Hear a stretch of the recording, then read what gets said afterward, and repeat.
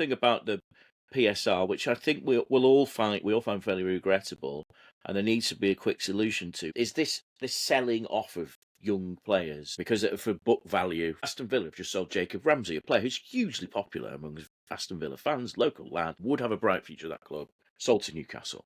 There are complications to that, obviously. But I mean, one of the ones that I've thought about a lot and spoken to people in football about that could actually solve a few of these problems at a stroke is some sort of basically regulation, not on redistribution of wealth, but on redistribution of talent. So, like, I was speaking to someone in who used to work in UEFA who was saying, if you had the old foreign player rule, it actually immediately solves all these problems.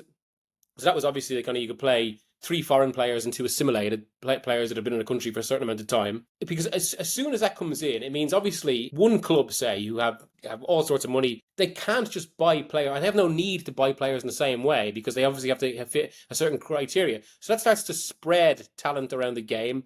Great players, say, leave Croatia that bit later, strengthening the Croatian league.